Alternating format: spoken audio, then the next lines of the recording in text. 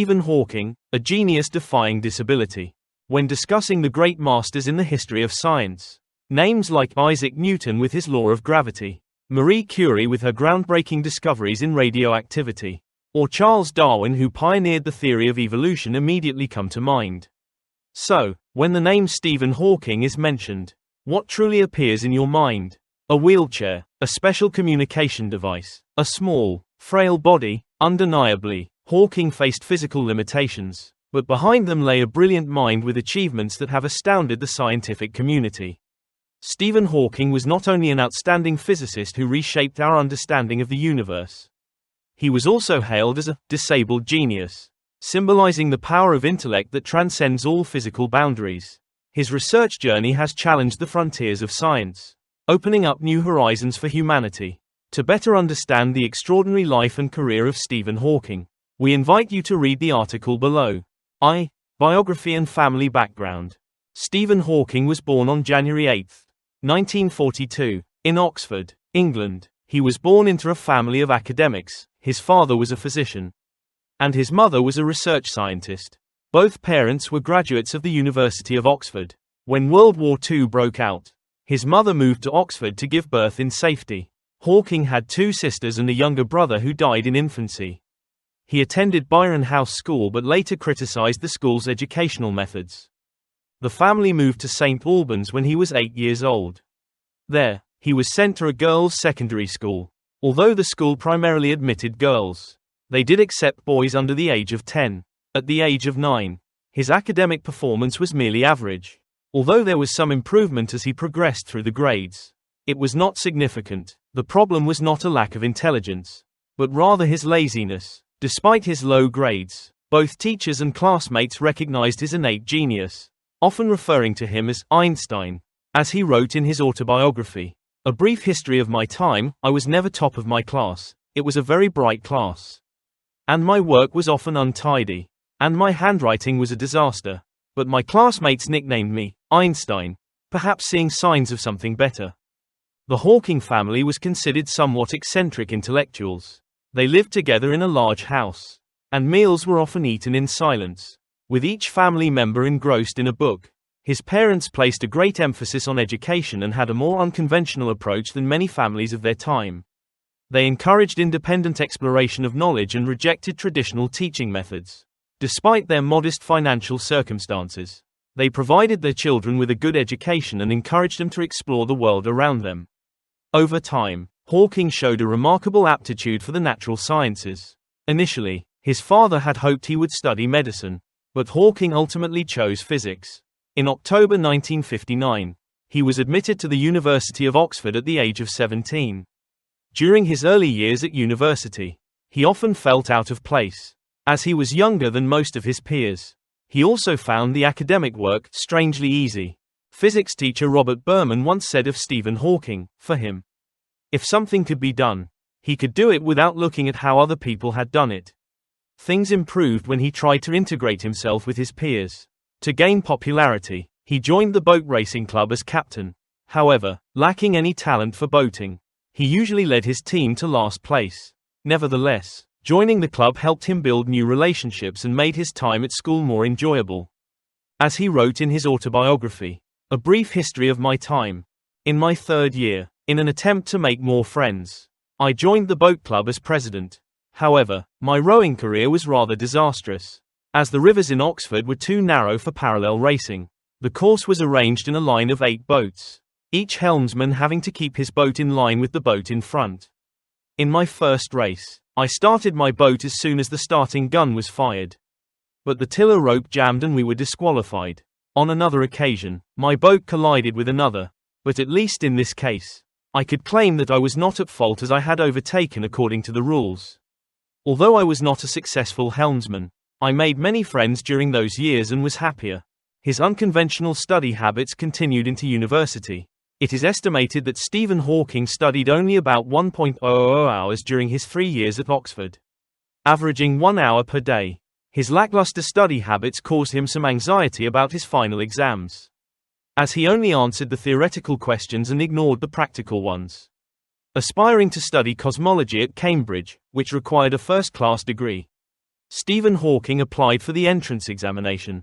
His exam results were on the borderline between a first and a second, leading to an oral examination. Hawking impressed the examiners with his intelligence and confidence, stating that he would go to Cambridge if awarded a first but would remain at Oxford otherwise. Recognizing the exceptional talent of the young man before them, and perhaps eager to see such a gifted individual nurtured in the best possible academic environment, the examiners decided to award Hawking a first. Having obtained a first, Hawking promptly moved to Cambridge, beginning his studies at Trinity Hall in October 1962. 2. Major achievements and milestones. In 1962, Stephen Hawking arrived at Cambridge to pursue a PhD, where he sought to work with Fred Hoyle, one of the most renowned astronomers of his time. However, his life took an unexpected turn when he was diagnosed with amyotrophic lateral sclerosis, ALS, in 1963. Doctors predicted he would not live more than 2 years. Despite the debilitating effects of his illness, Hawking refused to let it hinder his spirit or his career. He persevered with his research, enduring immense physical challenges. His primary caregiver and support system during this difficult period was his first wife, Jane, whom he married in 1965 and with whom he had 3 children.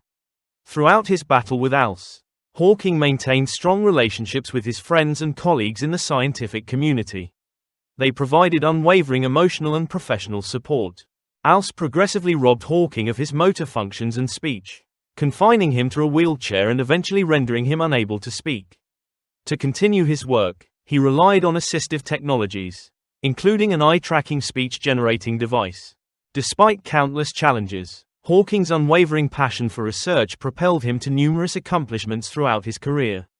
In 1966, he published his research on singularities and the geometry of spacetime, earning him the Adams Prize. In 1968, collaborating with Roger Penrose, he developed the Penrose-Hawking singularity theorems, confirming the existence of gravitational singularities. In 1970, Hawking proposed the second law of black hole mechanics, stating that the event horizon of a black hole never decreases. He further published The Large-Scale Structure of Spacetime in 1973, summarizing his research on spacetime. In 1974, he made a groundbreaking discovery with Hawking radiation, proving that black holes can emit radiation and eventually evaporate. Hawking also suggested in 1981 that the universe might have no beginning, and later introduced the Hartle-Hawking state in 1983, proposing that time did not exist before the Big Bang. Beyond his scientific research, Hawking made a significant impact with the publication of 7 popular physics books. His debut, A Brief History of Time, published in 1988, opened a new door for readers to explore physics through fascinating cosmic phenomena like the Big Bang and black holes. It became a global bestseller, selling over 10 million copies and being translated into 35 languages. Following this success, he wrote The Universe in a Nutshell, 2001, exploring physics and the history of the subject. It sold over 10 million copies and won the Aventis Prize for Science Books. In 2010, Hawking published The Grand Design, co-authored with Leonard Mlodinow, exploring the relationship between life and the universe. He also wrote My Brief History, 2013, an autobiography detailing his life from childhood. He co-wrote George's Secret Key to the Universe, 2007, and The Universe in a Nutshell, 2009, with his daughter, explaining physics concepts to young readers through exciting adventures. A brilliant mind coupled with tireless dedication to research, Stephen Hawking won numerous awards, including the Albert Einstein Award, the Wolf Prize, and the Copley Medal. In 2009, he was honored with the Presidential Medal of Freedom by U.S. President Barack Obama. There are countless fascinating aspects of the physics genius Stephen Hawking, particularly his diverse interests and hobbies. Contrary to the stereotype of the dry, aloof scientist, Hawking was known for his wit and humor. Beyond his love of physics, he had a passion for classical music and science fiction. Furthermore, he made cameo appearances in several television series, where his facial expressions delighted viewers. However, no one, even the greatest of minds, is perfect. As a brilliant physicist, Stephen Hawking also had his share of shortcomings, career setbacks, unacknowledged contributions, and unfinished business after his passing. 1. A bad husband. Despite being a renowned physicist, Hawking was often criticized for being a poor husband. This was not due to a lack of affection but rather because his intense passion for physics often overshadowed his marital responsibilities. Jane, his first wife, once remarked, "It was not his family but physics that was the great love of his life." While she did not resent him, she was deeply troubled by the imbalance. The burden of childcare and domestic responsibilities fell entirely on her shoulders, leaving her feeling overwhelmed at times. Stephen Hawking and Jane met as undergraduates. Their romance blossomed quickly. Despite knowing about his diagnosis of ALS, Jane decided to marry him. They wed in 1965, when Hawking was 23 and Jane was 21. Their marriage, while filled with moments of joy, was also marked by significant challenges. As Hawking's ALS progressed, Jane assumed an increasingly demanding role, serving as his nurse, caregiver, and primary parent. Hawking, though physically debilitated by his disease, found in it a convenient excuse to retreat further into his work. The fame that accompanied the publication of A Brief History of Time introduced new complexities into their relationship. The attention and admiration he received created distance between him and Jane, leading to her involvement with another man.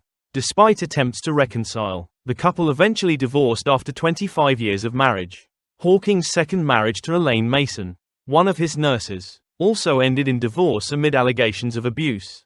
After 11 years, they divorced, and Stephen Hawking returned to living alone with a caregiver. 2. Fascinating setbacks. To achieve success, one must experience failure. This adage is perfectly illustrated in the life of Stephen Hawking. Despite his brilliance, he encountered numerous setbacks throughout his career. Perhaps one of the most intriguing failures in Hawking's life occurred in 2009. In an attempt to prove the possibility of time travel, he hosted a party for time travelers. The Discovery Channel documented the event, showing Hawking, dressed formally, awaiting guests in a Cambridge University room on June 28, 2009. The party featured champagne, balloons, and refreshments, and Hawking even provided precise GPS coordinates to prevent any confusion or for those who might have gotten lost navigating time and space. However, the twist was that he did not send out invitations until after the party had ended. This was Hawking's ingenious way of testing whether time travel was possible.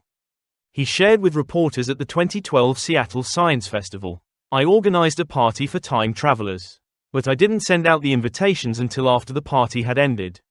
I sat there for a long time, but nobody came." He added, "I hope copies of this experiment, in various forms, will exist for thousands of years.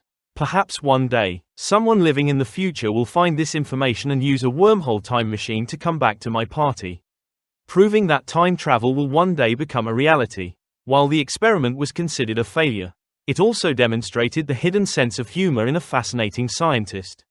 Another failure, more time-consuming but also marking a significant milestone in Hawking's humble recognition, was his research on black holes. Initially, most physicists believed that black holes could not emit heat or energy, meaning they had no temperature.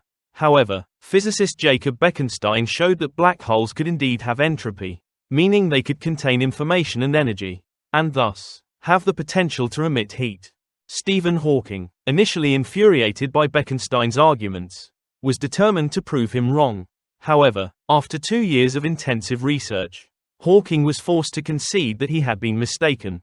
He discovered that not only did black holes possess entropy but they also emitted energy in the form of Hawking radiation. Fortunately, Hawking did not allow pride to hinder his acknowledgement of his error. He was also remarkably adept at transforming failure into a significant turning point in the reformation of scientific thought. 3. Is a Nobel Prize the only measure of a successful career? Despite receiving numerous prestigious awards throughout his scientific career, Stephen Hawking never won a Nobel Prize. This has puzzled and even angered many. Why was a man who made such significant contributions to science not honored with the most prestigious award?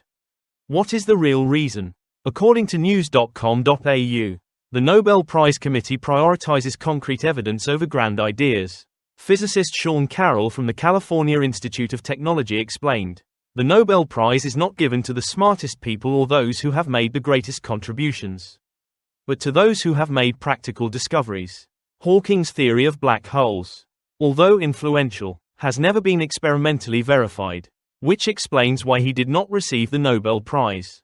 Nevertheless, The Royal Swedish Academy of Sciences affirmed that Stephen Hawking was an outstanding scientist with many important contributions.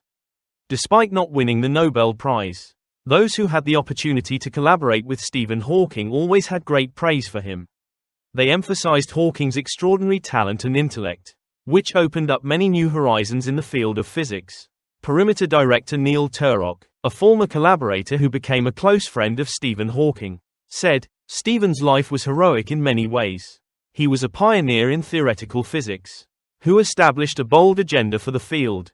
Raymond Laflamme, a Perimeter faculty member and former director of the Institute for Quantum Computing at the University of Waterloo, who was supervised by Hawking for his PhD at Cambridge, said, "Stephen Hawking was a brilliant scientist who changed the way we think about the universe. Despite his illness, he was incredibly cheerful, funny, and could do amazing things to inspire many people.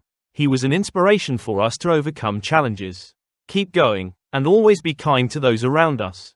It can be seen that Stephen Hawking's reputation comes not only from his great scientific works but also from his inspiring life. Perhaps these things do not need a Nobel Prize to affirm them. 4. Divinations for humanity. Upon his passing, Stephen Hawking left behind several critical warnings about the future, and reality has shown that some of his concerns have already materialized.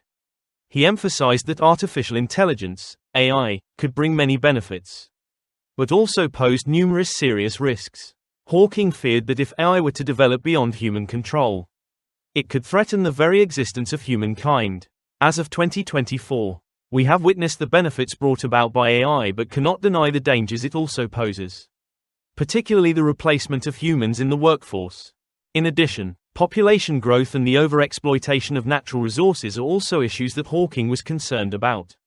He reminds us of the significant challenges humanity faces, the consequences of climate change, and the uncontrolled development of technology. Furthermore, he criticized President Donald Trump's decision to withdraw from the Paris Agreement, emphasizing that this decision would seriously harm our green planet. His warnings remain relevant as humanity continues to confront severe consequences from the abuse of technology and resources.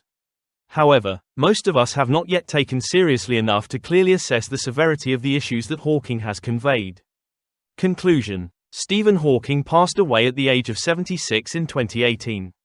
His death marked not only the end of an extraordinary life but also a testament to the power of overcoming limitations.